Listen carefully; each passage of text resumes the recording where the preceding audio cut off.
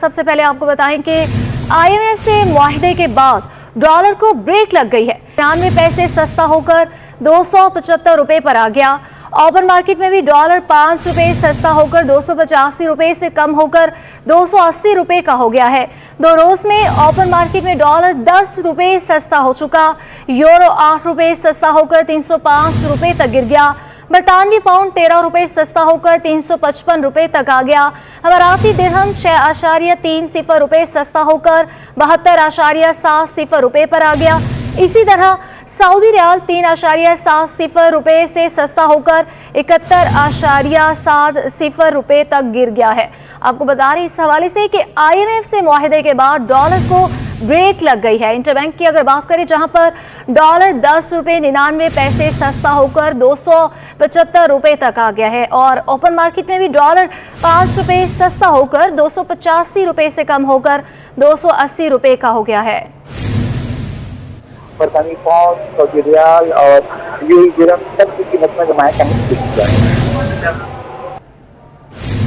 आपको बता रहे हैं इस हवाले से आईएमएफ से मुआहदे के बाद डॉलर को ब्रेक लग गई है। इंटरबैंक में डॉलर 10 रुपए 99 पैसे सस्ता होकर 275 रुपए पर आ गया और ओपन मार्केट में भी डॉलर 5 रुपए सस्ता हुआ है और 285 रुपए से कम होकर 280 रुपए तक आ गया है। 2 रोज में ओपन मार्केट में डॉलर 10 रुपए सस्ता हो चुका। यूरो 8 रुपए सस्ता होकर 305 रुपए का हो गया। बरतानवी पाउंड की अगर बात करें तो 13 रुपए सस्ता होकर 355 रुपए तक आ गया। अमाराती दिरहम 6.30 रुपए तक सस्ता होकर 72.70 रुपए पर आ गया और इसी तरह सऊदी रियाल की अगर बात करें तो 3.70 रुपए सस्ता होकर 71.70 रुपए तक गिर गया है। इंटरबैंक में डॉलर 10 रुपए 99 पैसे सस्ता हो चुका है और 275 रुपए पर आ गया है। आईएमएफ से मुआहदे के बाद हम ये देख रहे हैं कि डॉलर को जैसे ब्रेक ही लग गई है। इंटरबैंक में बात करें तो डॉलर 10 रुपए सस्ता हो चुका है, 10 रुपए 99 पैसे सस्ता होकर 275 रुपए पर आया और ओपन मार्केट की अगर बात करें तो वहां पर डॉलर 5 रुपए सस्ता होकर 285 रुपए से भी कम होकर 280 रुपए तक हो गया है। 2 रोज की अगर बात करें तो 2 रोज में ओपन मार्केट में डॉलर 10 रुपए तक आपको बताएं कि सस्ता हो चुका है। यूरो 8 रुपए सस्ता होकर 305 रुपए तक गिर गया। बरतानवी पाउंड 13 रुपए सस्ता होकर 355 रुपए तक आ गया। अमाराती दिरहम की अगर बात करें तो 6.30 रुपए सस्ता होकर 72.70 रुपए पर आ गया और सऊदी रियाल की बात करें तो 3.70 रुपए सस्ता होकर 71.70 रुपए तक गिर गया है। 2 दिन में आपको बताएं कि आईएमएफ से मुआहदे के बाद जिस तरह से डॉलर को ब्रेक लग गई है। इंटरबैंक में डॉलर 10 रुपए और 99 पैसे सस्ता होकर 275 रुपए तक आ चुका है और 2 रोज में ओपन मार्केट में डॉलर 10 रुपए सस्ता हो चुका है। आईएमएफ से मुआहदे के बाद डॉलर को ब्रेक लगी। इंटरबैंक में डॉलर 10 रुपए 99 पैसे सस्ता होकर 275 रुपए पर आ गया। यूरो की अगर बात करें तो यूरो 8 रुपए सस्ता होकर 305 रुपए तक गिर गया। बरतानवी पाउंड 13 रुपए, अमाराती दिरहम 6.30 रुपए सस्ता होकर 72.70 रुपए पर आ गया। सऊदी रियाल 3.70 रुपए सस्ता होकर 71.70 रुपए तक आ गया है। आईएमएफ से मुआहदे के बाद जो है डॉलर को ब्रेक लग गई है। कारोबारी हफ्ते की बात करें तो आज दूसरे रोज़ भी मनफी रुझान देखा गया है। कारोबारी हफ्ते में पहले रोज़ भी जो है मस्बत रुझान देखा गया था और आज दूसरे रोज़ की बात करें तो आज दूसरे रोज़ भी मस्बत रुझान देखने में आ रहा है। 2 रोज़ में ओपन मार्केट में जो है डॉलर 10 रुपये सस्ता हो चुका है। आईएमएफ से मुआहदे के बाद डॉलर को ब्रेक लग गई है। ओपन मार्केट में भी डॉलर की अगर बात करें जहां पर 5 रुपये सस्ता होकर 285 रुपये से कम होकर 280 का हो गया है। 2 रोज में ओपन मार्केट में डॉलर 10 रुपये सस्ता हो चुका है। यूरो की बात करें तो 8 रुपये सस्ता होकर 305 रुपये तक गिर गया। बरतानवी पाउंड 13 रुपये सस्ता होकर 355 रुपये तक आ गया। अमाराती दिरहम 6.30 रुपये सस्ता होकर 72.70 रुपये पर आ गया। अगर सऊदी रियाल की बात करें तो सऊदी रियाल 3.70 रुपये से सस्ता होकर 71.70 रुपये तक गिर गया है। बुलेटिन में अब आपको बताएं कि कमिश्नर कराची दूध की कीमतें कम कराने में नाकाम हो गए। कमिश्नर कराची ने दूध की सरकारी कीमतें 180 रुपये फी लीटर मुकर्रर की हैं, जबकि दुकानदार 230 रुपये फी लीटर में ही दूध फरोख्त कर रहे हैं। कहते हैं बाड़े से दूध महंगा आ रहा है तो कम कीमतों में कैसे फरोख्त करें। मज़ीद जानते हैं हमारी नुमाइंदा राबेल अशरफ से। राबेल, बताइएगा।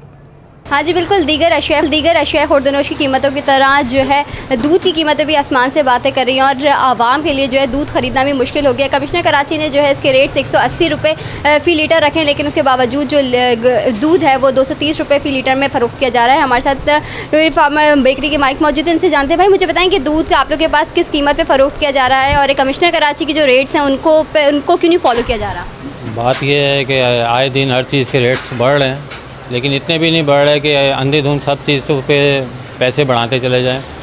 दूध का रेट 180 रुपये कमिश्नर साहब ने मुकर्रर किया था आज से 1 साल पहले। बाकी अशिया की कीमतें जो 1 साल पहले थी वो आज वही हैं, तो फिर तो दूध का रेट 180 ही होना चाहिए। उसके अलावा जो रेट बढ़ाने की वजूहत है, चारा महंगा हो रहा है या भैंसें महंगी हो रही हैं, वो सब सही है, लेकिन एक मैकेनिज़्म होता है, कमिश्नर साहब अपनी इनकी तंजीमों को बुला के एक रेट निकाल दें, उस रेट पे दूध बिके। अब मोनोपोली ये चल रही है कि वहाँ से वो रेट बढ़ा देते हैं और कमिश्नर साहब कुछ बोलते हैं, दुकानदार फंस जाता है। जैसे दुकानदार कोई नशावर चीज़ बेच रहा है, दूध नहीं बेच रहा। अब दूध बेचने का जो हमारे को जो रेट मिल रहा है पीछे से, हमारा वही मिनिमम मुनाफा है, 1 किलो के ऊपर 8 रुपये 9 रुपये, उससे नहीं बढ़ रहा। लेकिन जो बड़े वाले हैं वो अंधाधुंध बढ़ाई जा रहे हैं, उनसे पूछने वाला कोई भी नहीं है। और जब ये रेट बढ़ता है, लास्ट टाइम भी इन्होंने बड़े वालों ने रेट बढ़ाया था 210 से 220 रुपये, 9 दिन दूध बिका, लेकिन वो कमिश्नर साहब ने इनका बेहतरीन इलाज किया, उनकी गाड़ियाँ पकड़ी वहीं पे भैंस कॉलोनी में और उनको फिर रेट वापस लेना पड़ा। तो अभी इस पहली बार छुट्टियाँ दी तो उन्होंने फिर 20 रुपये की बदमाशी से रेट बढ़ा दिया। लेकिन बात यह है कि जब तक इनका एक रेट तय नहीं होगा, आज भी कमिश्नर साहब एक्शन लें, बजाय दुकानदारों को पकड़ने के, डेयरी फार्मर को गाड़ियाँ पकड़ लें 5-6, शाम को ही रेट वापस हो सकता है अगर कमिश्नर साहब चाहें। और इन्होंने इन्फॉर्मेशन ये फैलाई है कि कमिश्नर साहब चेंज हो गए, लेकिन इकबाल मेमन साहब ही कमिश्नर हैं और वो अगर सुनने लाए तो ये फैला रहे हैं बड़े वालों के कमिश्नर साहब चेंज हो गए। लेकिन माशाल्लाह आज अखबार में आया हुआ कि इन्होंने क्रैकडाउन भी किया है। लेकिन मेरी दरख्वास्त ये है कि आप जहाँ से बुराई शुरू होती है वहीं से उसको पकड़ें, ऊपर वालों को ना पकड़ें। दुकानदारों को पकड़ने से आज तक रेट कम नहीं हुआ और ना होगा, क्योंकि जब उनको पीछे से महंगा मिलेगा वो सस्ता कैसे बेच सकते हैं। अब ये चाहते हैं कि महंगा लेके सस्ता बेचे, तो यहाँ तो पैसा तो पॉसिबल नहीं।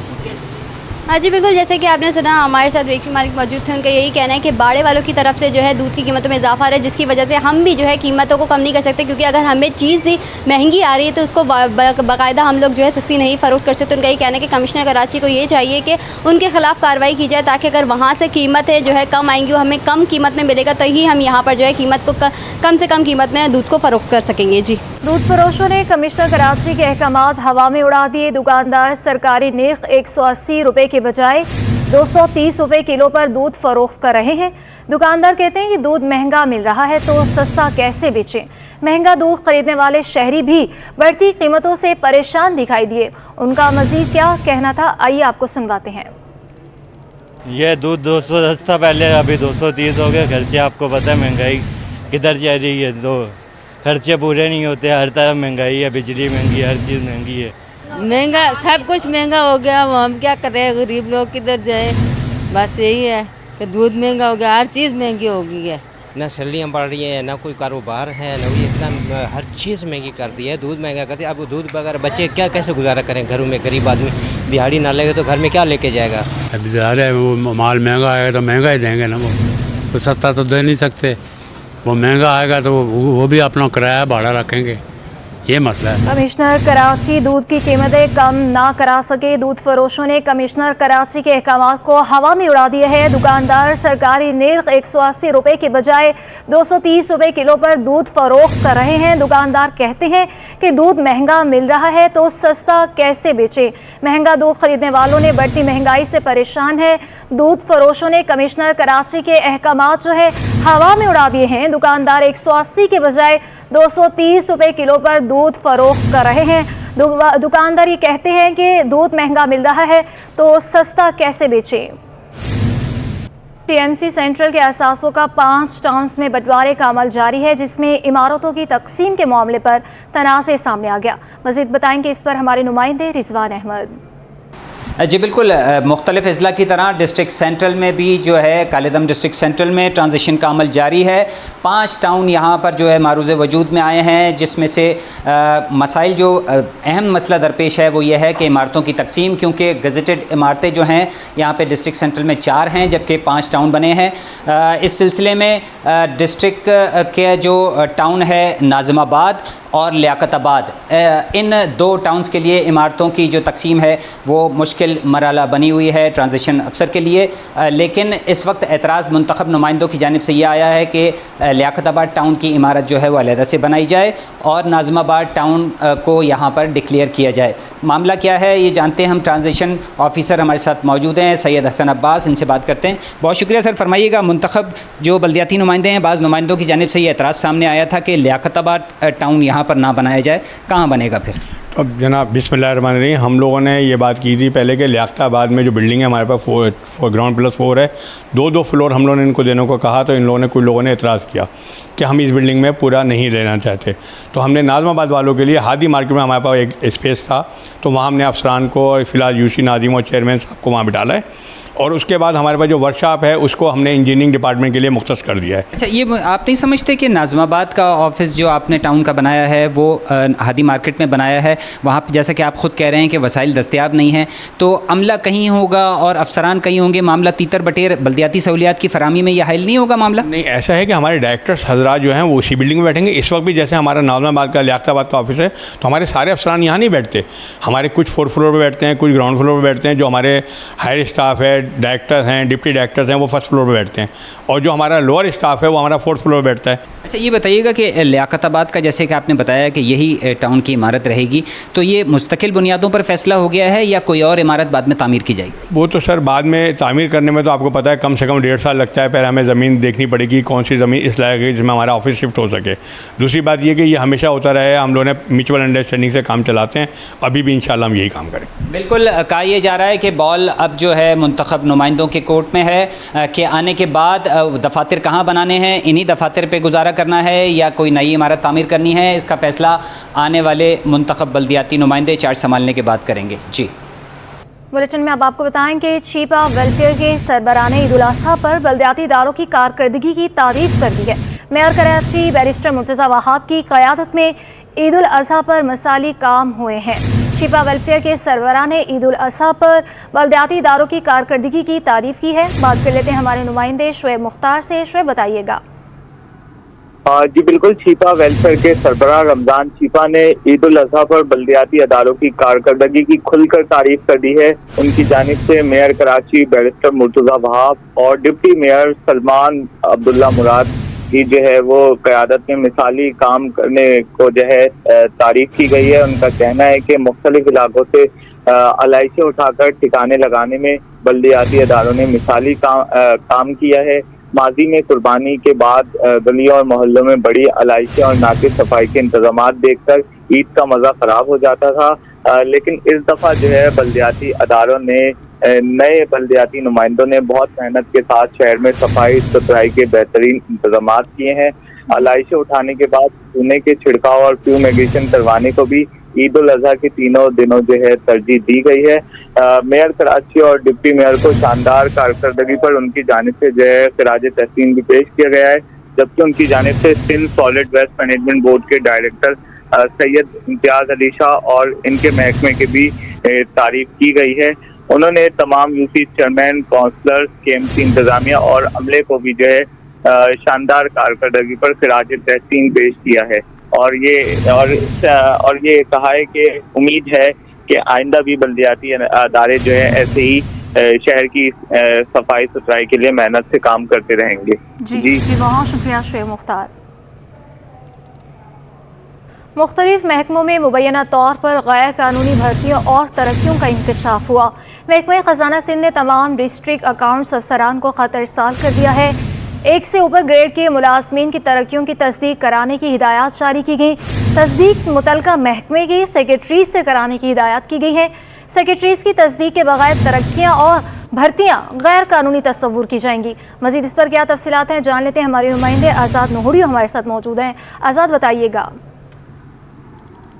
जी बिल्कुल, महकमा खजाना सिंध मुख्तलिफ महकमों में अब सेक्रेटरी सतह के अफसर की बगैर तस्दीक के 1 से ऊपर ग्रेड के जो मुलाजिम है उनकी तरक्कियों और भर्तियों को बोगस करार दे दिया है। इस हवाले से महकमा खजाना सिंध ने कराची समेत सूबे भर के 30 जिला के डिस्ट्रिक्ट अकाउंट्स अफसरान को एक खत अरसल किया, जिस खत में इंकशाफ किया गया है कि 2011 और 2013 के दौरान महकमा खजाना सिंध ने इस तरह के खतूत जो है डिस्ट्रिक्ट अकाउंट अफसरान को अरसाल किए, लेकिन ये प्रैक्टिस नार छपी और एक सिलसिला बदस्तूर जारी है। इस वक्त इससे कबल जो जितनी भी तरक्कियां की गई हैं या भर्तियाँ की गई जो बगैर सेक्रेटरी की तस्दीक के बगैर उनको बोगस करार दी जाए, उनकी दोबारा सेक्रेटरी सतह के अफसर से तस्दीक कराई जाए। इस हवाले से महकमा खजाना सिंध ने तमाम डिस्ट्रिक्ट अकाउंट अफसरों को पाबंद कर दिया है कि पूरी तौर पर इस पर अमल दरामद को यकीनी बनाया जाए और सेक्रेटरी सतह के अफसर से तस्दीक कराया जाए, वरना इनको तमाम जो भर्तियाँ और तरक्कियाँ इनको बोगस करार दे दिए जाए। जी बहुत शुक्रिया आज़ाद नूहुरियो। सिंध हाई कोर्ट में लापता अफराद की बाजियाबी से मुतालिक दरख्वास्तों की समाअत हुई। अदालत ने home secretary IG Sindh, Karachi police chief, additional attorney general, advocate general Sindh को नोटिस जारी कर दिए है। लापता अफराद की बाजियाबी से मुतालिक ये दरख्वास्तों की समाअत है। अदालत ने home secretary IG Sindh, Karachi police chief, additional attorney general, advocate general Sindh को नोटिस जारी कर दिए हैं। जस्टिस आगा फैसल की सरबराही में 2 रुकनी बेंच ने ये समाअत की है और लापता अफराद की बाजियाबी से मुतल्लिक ये दरख्वास्तों की समाअत जो है आज की गई है। Home secretary IG Sindh, Karachi police chief को नोटिस भी अदालत की जानिब से जारी कर दिए गए।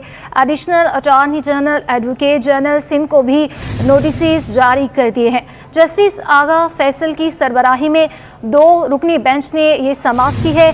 लापता अफराद की बाजियाबी से मुतल्लिक आज दरख्वास्तों की जो समाअत हुई है उस हवाले से आपको बता रहे हैं। अदालत ने home secretary IG Sindh, Karachi police chief, additional attorney general, advocate general Sindh को नोटिस जारी कर दिए हैं।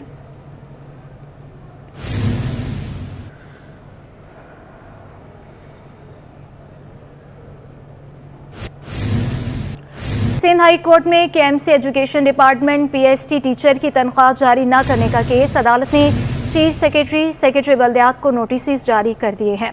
सिंध हाई कोर्ट में KMC education department PST teacher की तनख्वाह जारी न करने का ये केस है, जिसपे अदालत ने चीफ सेक्रेटरी, सेक्रेटरी बल्दियात को नोटिस जारी कर दिए हैं।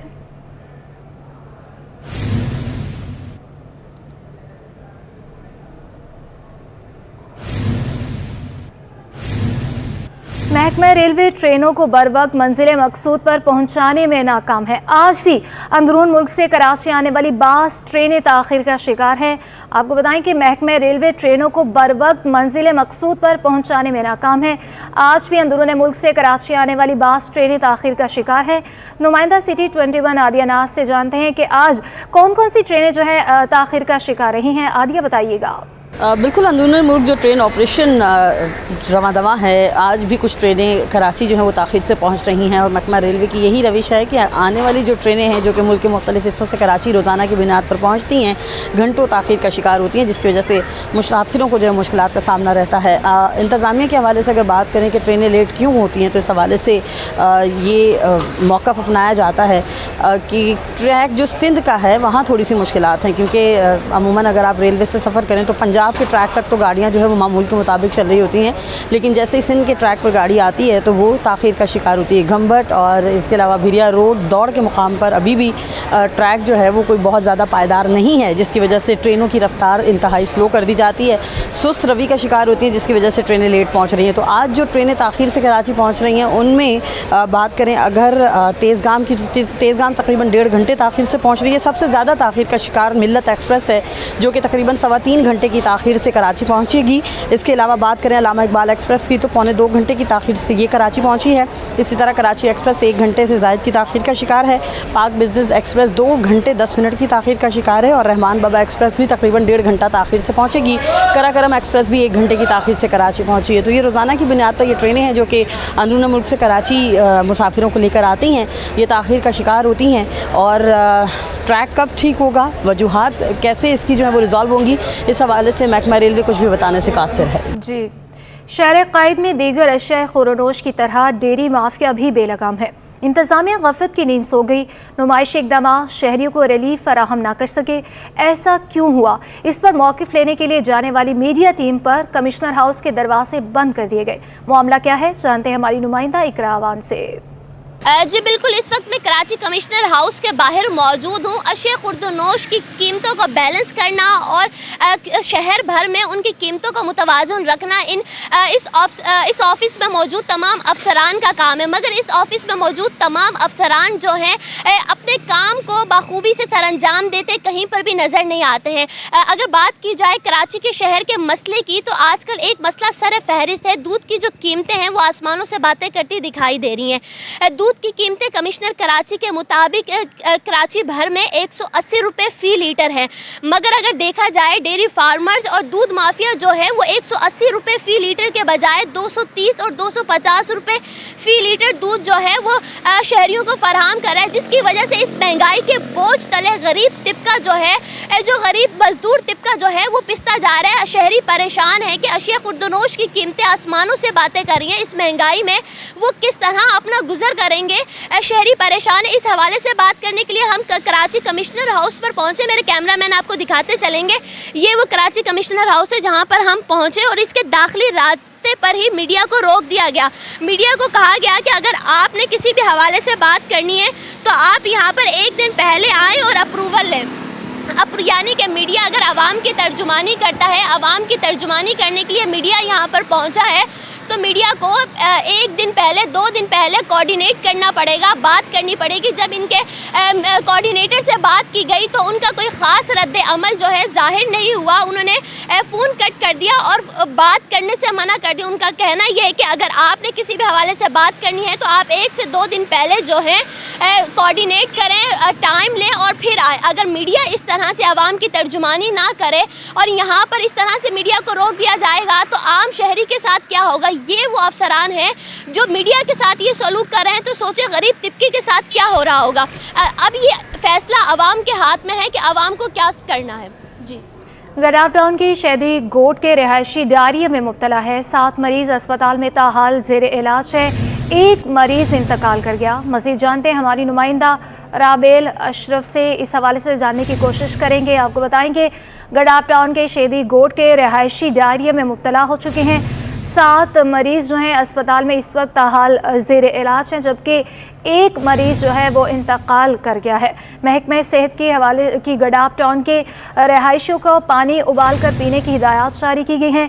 गडाफ टाउन में डायरिया के 259 केसेस जो हैं अब तक रिपोर्ट किए जा चुके हैं और आपको बताएं कि 1 मरीज़ दौरान इलाज दम तोड़ गया, जबकि 7 मरीज़ अभी भी ज़ेर इलाज हैं। गडाफ टाउन के शैदी गोट के रहायशी जो हैं डायरिया में मुब्तला हो चुके हैं। महकमे सेहत की गडाफ टाउन के रहायशियों को पानी उबाल कर पीने की ताकीद भी की गई है। और डायरिया के केसेस की बात करें तो गडाफ टाउन में अब तक 259 केसेस रिपोर्ट हो चुके हैं। मज़ीद क्या तफसीलात हैं जान लेते हैं। हमारी नुमाइंदा राबेल अशरफ हमारे साथ मौजूद हैं। राबेल, बताइएगा। हाँ जी बिल्कुल, गडाफ टाउन के शहरी गोट के रिहायशी डायरिया में मुब्तला 7 मरीज जो है अस्पताल में ताहाल ज़ेर इलाज, जबकि 1 मरीज जो है वो इंतकाल कर दिया गया है। वहाँ पर जो है बाइप्रोक्लोरिया नामी जरासीम की तस्दीक हुई है। मजमूई तौर पर गोट के 259 अफराद डायरिया में मुब्तला हुए हैं, जबकि 3 मरीज में क्लोरिया जरसीमे की तस्दीक हुई है। महकमा सेहत ने इसकी तस्दीक भी कर दी है, जबकि 3000 पैकेट ORS, 3000 क्लोरीन टैबलेट मुतासरा गोट के रिहायशियों में जो है वो तकसीम भी कर दी गई है। इसी तरह महकमा सेहत ने गडाफ टाउन के रिहायशियों को जो है वो पानी उबाल कर पीने की नसीहत की है। जी, बहुत शुक्रिया राबेल अशरफ। सिंध सरकार ने महकमे स्कूल तालीम के 17 ग्रेड के हेड मास्टर्स या हेड मिस्ट्रेस को और सब्जेक्ट स्पेशलिस्ट को 18 ग्रेड में तरक्कियां देने का फैसला कर लिया। महकमे स्कूल तालीम ने मिनट्स तैयार करके महकमे सर्विसेज जनरल एडमिनिस्ट्रेशन व कोऑर्डिनेशन को भी अरसाल कर दिए हैं। आपको बताएंगे सिंध सरकार ने महकमे स्कूल तालीम के 17 ग्रेड के हेड मास्टर्स या हेड मिस्ट्रेस और सब्जेक्ट स्पेशलिस्ट को 18 ग्रेड में तरक्कियां देने का फैसला किया है। और महकमे स्कूल तालीम ने मिनट्स तैयार करके महकमे सर्विसेज जनरल एडमिनिस्ट्रेशन व कोऑर्डिनेशन को भी अरसाल कर दिए हैं। इस हवाले से मज़ीद क्या तफसीलात हैं जान लेते हैं हमारे नुमाइंदे आज़ाद नोहड़ियों से। आज़ाद, बताइएगा।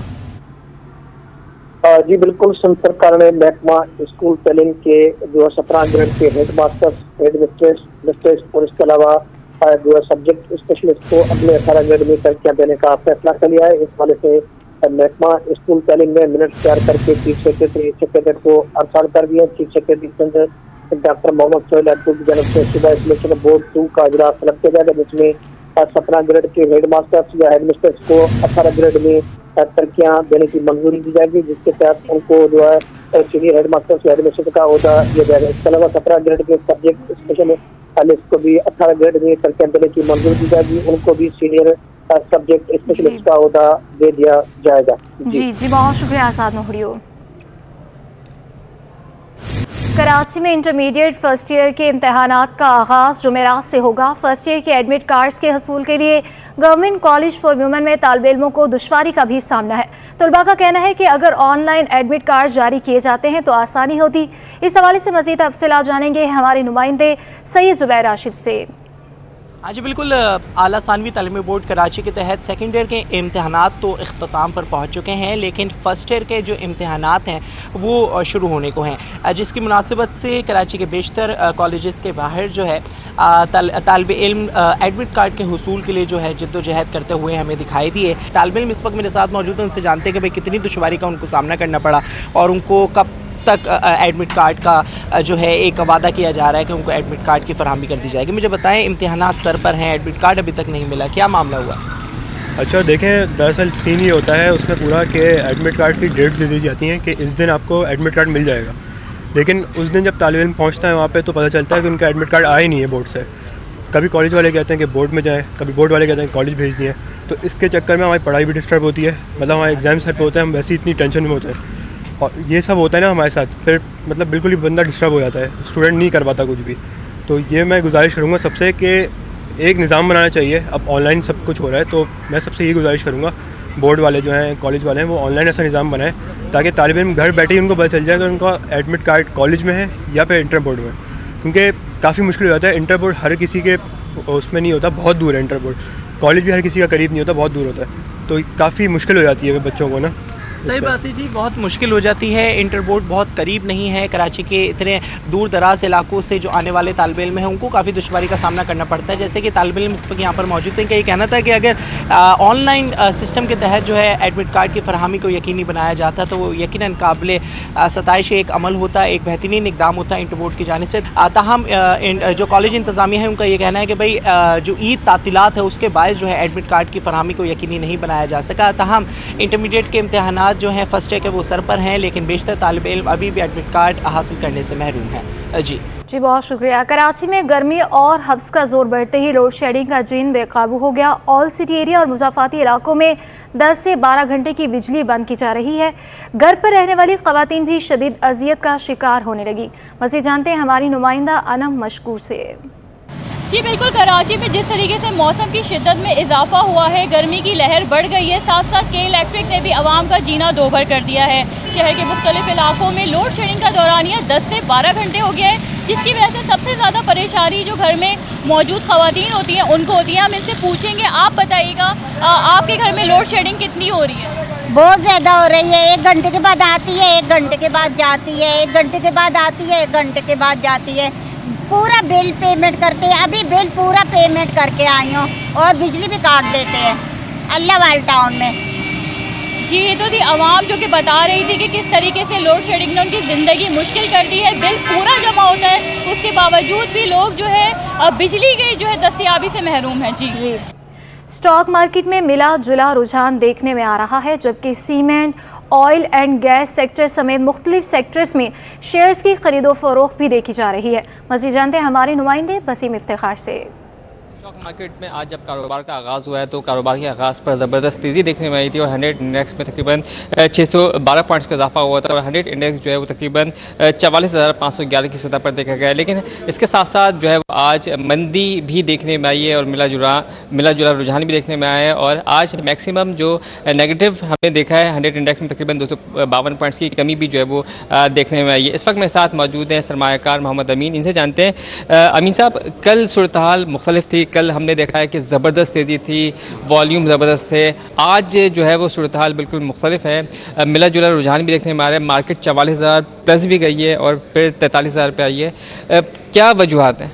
जो इंडिविजुअल की बाइंग होती है वो उतनी स्ट्रांगली बाइंग नहीं होती, उसमें सेलिंग आती है, क्योंकि इंडिविजुअल कंपनी तो होती नहीं है, अपना प्रॉफिट लॉस पे काम करते हैं। तो कल बहुत ज़्यादा मार्केट बढ़ गई थी जो एक्सपेक्ट नहीं किया जा रहा था। आज ये कि कुछ मार्केट तकरीबन 600 पॉइंट प्लस खुली और उसके बाद मार्केट माइनस हुई। तो ये और इसके अलावा कुछ आइटम अपर लॉक पे भी है, तो मार्केट इतनी बुरी नहीं है। अब ये लग रहा है कि मार्केट यहीं सेक्शन करेगी, 43,000 के करीब मार्केट ट्रेड करेगी। इसके बाद मार्केट आगे बढ़ेगी। जैसे आगे 12 तारीख को हमारी 12 या 15 तारीख को जो हमारे पास हमारे अकाउंट में जब डॉलर आ जाएंगे तो हमारी मार्केट और मूव कर जाएगी। अभी गुंजाइश काफ़ी मौजूद है मार्केट के अंदर। और दूसरा है कि हमारे जो डॉलर इंटर मार्केट में जो गिरा है इससे भी अच्छा इम्पैक्ट आया। अभी कल ये कि बैंकें बंद थी तो लोग अपने डॉलर सेल करने जा रहे थे तो मनी चेंजर ले नहीं रहे थे, इनके पास कैश कम था। तो आज ये कि बैंक से कैश निकाल के इनको डॉलर वालों को देंगे तो फिर लगता है कि जो नई इन्वेस्टमेंट स्टॉक में आएगी, डॉलर की जो इन्वेस्टमेंट स्टॉक में आएगी। ठीक है, अच्छा ये बताएं कि किन किन सेक्टर्स में इस वक्त हम देख सकते हैं कि शेयर्स की ज़्यादातर फ़रोख्त किए जा रहे हैं और कौन सा सेक्टर ज़्यादा अच्छा परफॉर्म कर रहा है? देखिए इस वक्त जो सबसे हॉट सेक्टर ऑटो सेक्टर है, रिफाइनरी सेक्टर चल रहा है। थोड़ा ऑयल सेक्टर में थोड़ी प्रॉफिट टेकिंग हुई है क्योंकि बहुत ज़्यादा एक्सपेक्ट बढ़ गए थे। अपर लॉक पे मार्केट ट्रेड हुई थी और अपर लॉक आज भी तकरीबन 5-10 रुपये खुले, तो वो इसमें थोड़ी प्रॉफिट टेकिंग हुई। मगर इसका मतलब ये नहीं कि प्रॉफिट टेकिंग होगी तो मार्केट डाउन हो जाएगी। मार्केट ने अपने रुका हुआ है, मार्केट जाकर रुक जाती है तो मार्केट सक्सेस कर जाएगी, फिर मार्केट आगे बढ़ेगी। आने वाले दिनों में कैसे देख रहे हैं? आज मिला जुला रुझान जो है, क्या उससे जो छोटे सरमाएकार हैं, जो छोटे ट्रेडर्स हैं वो परेशान हैं या वो फिर आज भी मुतमईन है? देखें अभी ये इंडिविजुअल का तो स्टॉक मार्केट में काम कर रहे हैं, मगर ये कि आने वाले केयर टेकर हुकूमत में फिर ये कंपनीज वगैरह जो इंश्योरेंस वगैरह देखेंगे कौन सी हुकूमत आती है, फिर इसके हिसाब से नई बाइंग होगी। क्योंकि अगर बिजनेस कम्युनिटी के लोग आएंगे तो फिर मार्केट में बाइंग होगी, वरना बाइंग नहीं होगी। कौन कौन से सेक्टर ज़बरदस्त परफॉर्म कर रहा है और जो शेयर्स की फ़रोख्त देखी जा रही है वो कौन से सेक्टर्स में? अभी ये 3-4 सेक्टर चल रहे हैं। ऑयल सेक्टर चल रहा है, सीमेंट सेक्टर चल रहा है, आईटी सेक्टर चल रहा है और अपने रिफाइनरी सेक्टर चल रहा है। ये 4 हॉट सेक्टर, इनमें प्रॉफिट भी होती है, बाइंग भी होती है, सेलिंग भी होती है।